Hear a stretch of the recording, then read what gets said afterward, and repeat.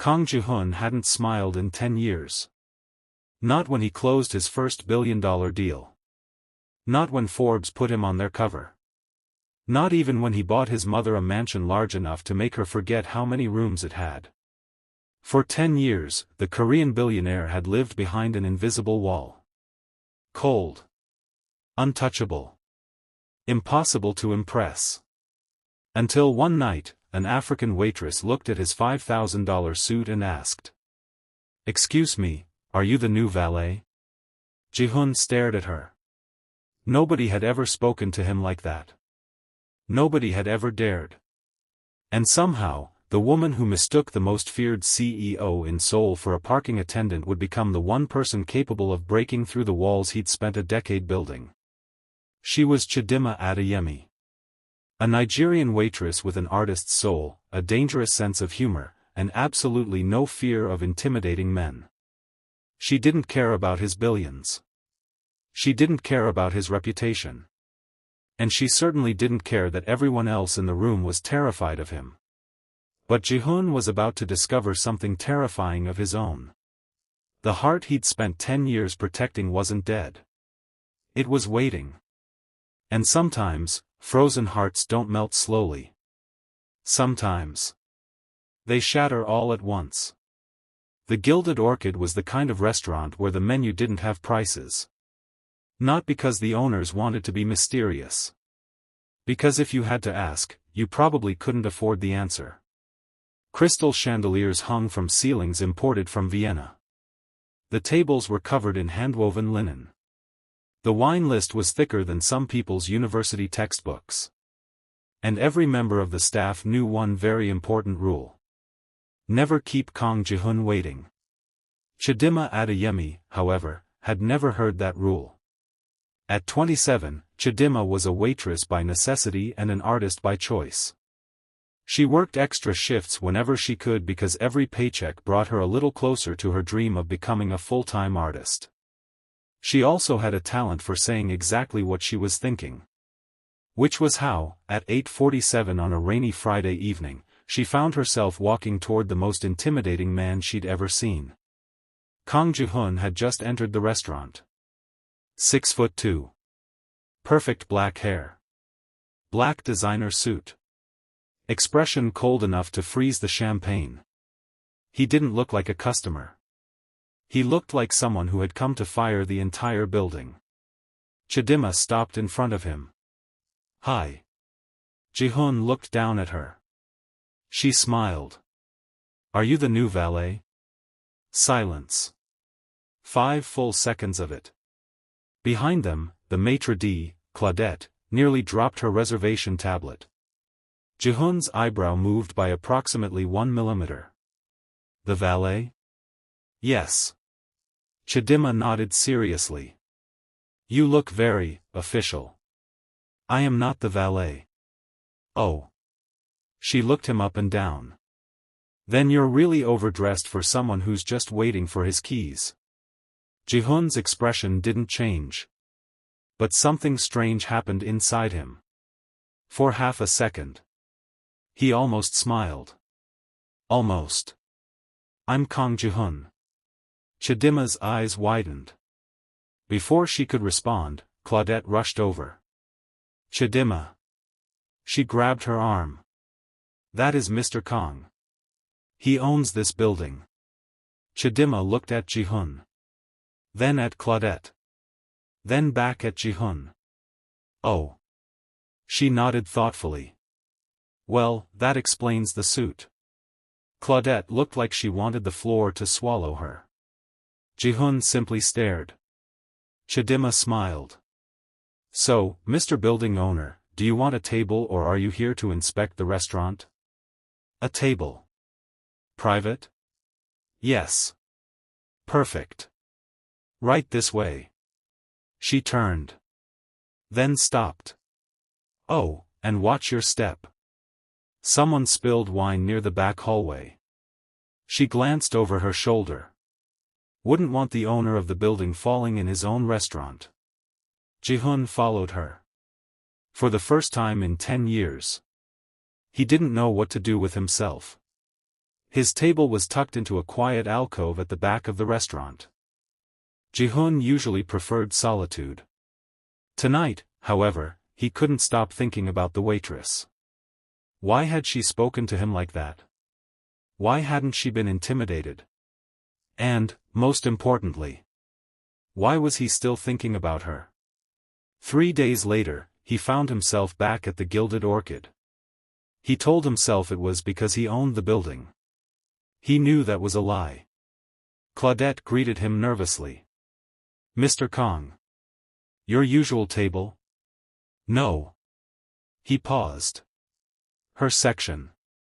Claudette blinked. "Her?" "The waitress." "Oh." Claudette suddenly understood. "Chidima." "Yes." She tried very hard not to smile. "Of course." Less than a minute later, Chidima appeared. She stopped when she saw him. "Well, well." She placed her hands on her hips. "Look who came back." Jihoon opened the menu. "What do you recommend?" "For food?" "Obviously." She studied him. "For your emotional problems, I'd recommend therapy." He looked up. She smiled innocently. "But for food, the salmon is good." "Salmon. Excellent choice." She wrote it down. "And drink?" "Water." She stared at him. "Salmon and water?" "Yes." "Wow." She shook her head. "That's not dinner. That's a cry for help." Jihoon stared at her. Then, unexpectedly, he smiled. Just slightly. Chidima froze. "Did you just smile?" "No." "You did." "I didn't." "You absolutely did." She pointed at him. "I saw it." Jihoon looked back at his menu. "You're imagining things." Chidima grinned. "Interesting." She walked away. And Jihoon found himself watching her. Later that evening, she brought him 3 dumplings he hadn't ordered. "I didn't ask for these." "I know." "Then why are they here?" "Because you looked hungry." "I'm not hungry." "You're also grumpy." "I'm not grumpy." She pointed at his face. "Your eyebrows disagree." He stared at the dumplings. "What are they?" "Pork and ginger." "I didn't order them." "I've established that." She pushed the plate closer. "Eat." "I don't take orders from waitresses." She leaned forward. "You do tonight." He should have been angry. Instead, he picked one up. It was delicious. Chidima smiled triumphantly. "See? Good. Good?" He nodded. "Good." She gasped dramatically. That was almost a compliment. Jihoon looked at her. For the first time in years, the corner of his mouth lifted. Chidima pointed. "There. Again." He immediately stopped smiling. She laughed. And that laugh stayed with him long after she walked away. Over the next few weeks, Jihoon kept returning. Always to Chidima's section. Always pretending there was a business reason. There never was. He learned that Chidima was Nigerian. She had grown up with a mother who believed education mattered, a grandmother who believed art mattered, and enough aunties to make privacy practically impossible. She painted portraits. She taught children art on Saturdays. And she had a habit of turning everything into a competition. Especially paper airplanes. One evening, a little boy at a nearby table threw a paper airplane toward Chidima. She caught it. Challenge accepted. She unfolded it, wrote something on it, folded it again, and sent it flying back. The boy opened it. His face lit up. "What did you write?" Jihoon asked. "I challenged him to a paper airplane contest." "He's 7. "Exactly." She smiled. I have a reputation to protect. Jihoon looked at her. You enjoy this. Enjoy what? Making people happy. Her expression softened. Maybe. She looked down at her hands. People think being a waitress is all I am. Jihoon said nothing. She continued. But when I paint, I feel like I'm finally showing people the rest of me. You shouldn't have to prove that you're more than your job. She looked at him. That's the nicest thing you've ever said to me. I've said nicer things. No, you haven't. I said the dumplings were good. Exactly. She laughed. And Jihoon realized something. He didn't just like making her laugh. He liked hearing her laugh. One night, he finally asked. Have dinner with me. She blinked. Here? Somewhere you're not working. She stared at him. You're asking me on a date? Yes. You're a billionaire. I know. I'm a waitress. I know. This sounds like a terrible idea. Probably. She smiled. But you still want to? Yes. She thought for a moment. Saturday. 7. Then she pointed at him. And no fancy corporate restaurant. Agreed. Good. She smiled. Because I want to see what you're like when nobody is scared of you. Jihoon took her to a small Korean restaurant in Koreatown. It wasn't luxurious. It wasn't fashionable. It was simply good. The elderly owner, Mrs. Park, nearly dropped a tray when she saw him. Jihoon na. She rushed over and hugged him. Then she looked at Chidima. Her eyes widened. You brought a woman. She's my date. Mrs. Park gasped. A date? Half the restaurant turned around. Jihoon closed his eyes. Chidima burst out laughing. I like her. You haven't met her yet. I don't need to. Mrs. Park disappeared toward the kitchen, shouting excitedly in Korean. Chidima leaned toward him. She seems subtle. She's not. Perfect. They ate. They laughed. And eventually, Jihoon told her the truth. His father had left when he was 12. His fiancée, Min Seo, had betrayed him 10 years later. She had been having an affair with his business partner and helping him steal money from the company. 3 weeks before their wedding, she disappeared. Jihoon had never trusted anyone again. I decided needing nobody was safer than loving anybody. Chidima listened quietly. Then she picked up a piece of grilled meat with her chopsticks. Open. Jihoon blinked. What? Open your mouth. Why? You just told me the saddest story I've heard all week. She held the meat toward him. You need food. Despite himself, he laughed. Actually laughed. Chidima's eyes widened. Oh my God. What? You laughed. He shook his head. I didn't. You did. She laughed harder. And suddenly, Jihoon was laughing too. For the first time in 10 years. He wasn't pretending. Their relationship became real. Dinners. Late-night phone calls. Weekend walks. Paintings. Korean food. Nigerian jokes he didn't always understand but laughed at anyway. And slowly, Jihoon changed. His assistant, Kevin, noticed first. You smiled during a meeting yesterday. Jihoon looked up. So? Everyone was terrified. Why? They've never seen it before. Jihoon almost smiled again. Then his phone rang. Blocked number. He answered. Hello? Silence. Then a familiar voice. Jihoon. His blood went cold. Min Seo. His past had just walked back into his life. She said she wanted to meet.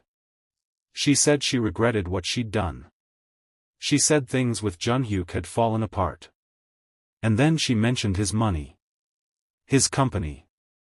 His latest acquisition. The Meridian deal. Jihoon knew immediately. This wasn't about love. It was about what he had become. He ended the call. But the damage was already done. Because the moment fear returned. So did the walls. Jihoon began pulling away. His messages became shorter. His calls became rare. He stopped showing up at the restaurant. Chidima noticed. Of course she did. She found him one evening sitting alone at their usual table. She sat across from him. Talk. There's nothing to talk about. Wrong answer. Chidima. No. She leaned forward. You don't get to disappear into your head and pretend I'm stupid. He looked away. My past came back. What happened? My ex contacted me. Chidima waited. He said nothing. Okay. She stood. I understand. He looked up. You do? No. She shook her head. I understand that you're scared. I don't understand why you're making me pay for something I didn't do. He went silent. She continued. I know what happened to you hurt you. But I'm not her. I know. Then stop treating me like I am. Her voice cracked. You told me you wanted to know me. You made me believe you actually saw me. Not the waitress. Not the African girl in the restaurant. Me. He lowered his eyes. And now you're shutting me out. I'm trying to protect you. No. She shook her head. You're trying to protect yourself. He couldn't argue. She walked away. This time. He let her. And immediately regretted it. 3 days passed. Jihoon barely slept. Then his investigator called. Min SEO wasn't interested in reconciliation. She was in financial trouble. Jun-hyuk had lost most of the money they'd stolen years ago. She believed Jihoon might be willing to help. Suddenly everything made sense. But instead of feeling relieved, Jihoon felt ashamed. Because he'd allowed an old wound to control a new relationship. He opened Chidima's contact. Typed. I'm sorry. Deleted it. Typed. I was afraid. Deleted it. Finally, he wrote. I was afraid. I'm still afraid. But I'm not running anymore. He pressed send. Then he did something he'd never done before. He asked for help. 2 weeks later, Chidima arrived at the community center for her Saturday art class. Something was different. The children were waiting outside another building. She walked inside. And stopped.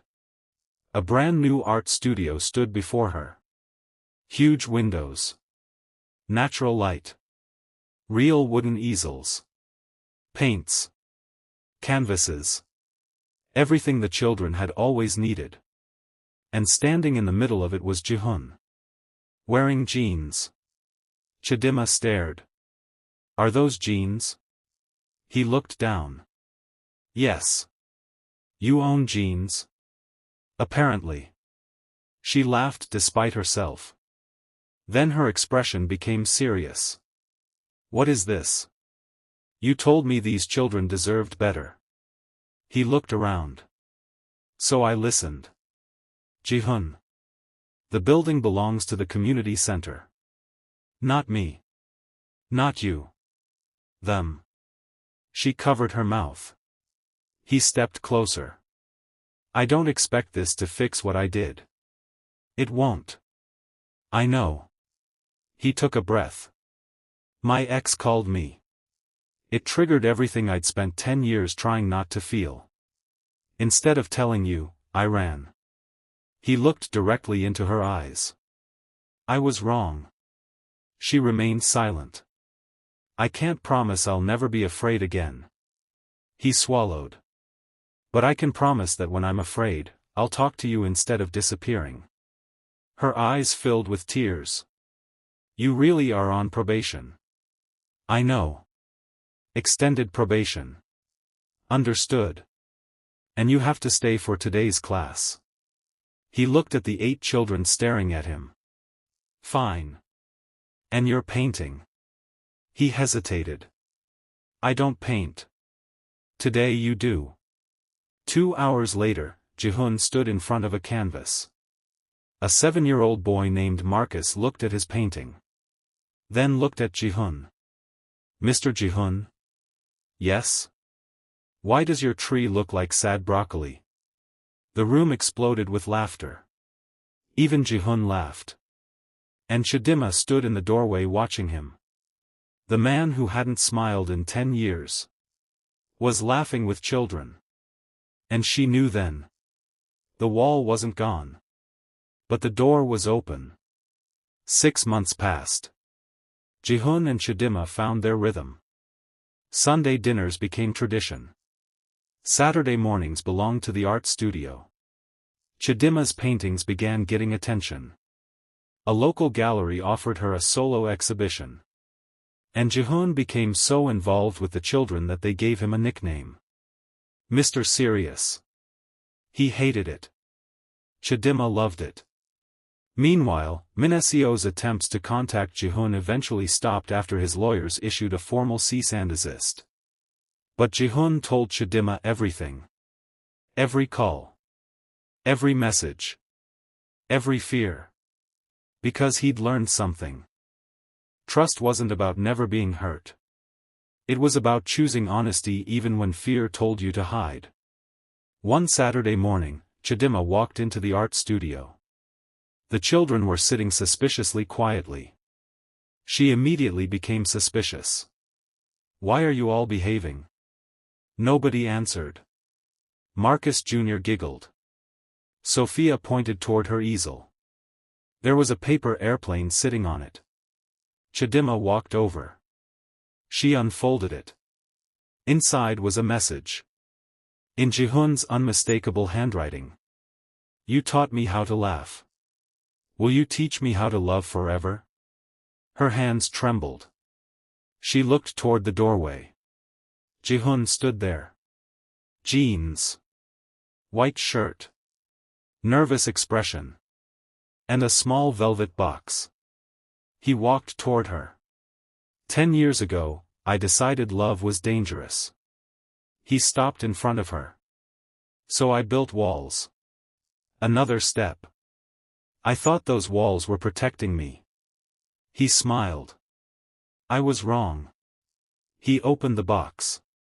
Inside was a simple diamond ring. Then you walked into my restaurant, looked at a billionaire in a $5,000 suit. Chidima laughed through her tears. And asked if I was the valet. The children giggled. Jihoon smiled. You were the first person in 10 years who didn't see the billionaire. He lowered himself onto one knee. You saw me. Chidima covered her mouth. And somehow, you taught me that being afraid doesn't mean I have to run. He held out the ring. Chidima Adeyemi. Her eyes filled with tears. Will you marry me? She stared at him. Then at the children. Then at the paper airplane. Finally, she laughed. You're still on probation. Jihoon smiled. Does that mean no? No. She shook her head. It means yes, you ridiculous man. The children erupted. Jihoon stood and slipped the ring onto her finger. Chidima threw her arms around him. And for the first time in 10 years. Kang Jihoon smiled without holding anything back. 1 year later, Chidima held her first solo art exhibition. The gallery was packed. Her paintings filled the walls. But one small painting sat in the center of the main display. 2 figures. A tall Korean man. An African woman. And between them, a paper airplane. The title. Not the valet. Jihoon stood beside her. Why did you make this one so small? She smiled. Because it isn't really about the size. What is it about? She looked at him. It's about the moment everything changed. He took her hand. You mean the moment you embarrassed me? You mean the moment I saved you from a life of emotional constipation? He laughed. Emotional constipation? Very serious condition. He shook his head. She leaned against him. You know what I love most? What? You still smile. He looked down at her. That's because of you. She smiled. No. She squeezed his hand. That's because you finally let yourself. And perhaps that was the real lesson of their story. Sometimes the person who saves you doesn't rescue you from the world. Sometimes they simply remind you that the door you locked was never meant to stay closed forever. And that was the story of the billionaire CEO who forgot how to laugh. And the African waitress who taught him how. If you enjoyed this story, tell me in the comments. Would you have mistaken Jihoon for the valet too? And what was your favorite moment? The valet incident? The dumplings? The paper airplane? Or the proposal? If you want more Afro-Korean romance stories filled with drama, humor, secrets, billionaires, strong women, and unexpected twists, subscribe and join the family. I'll see you in the next story.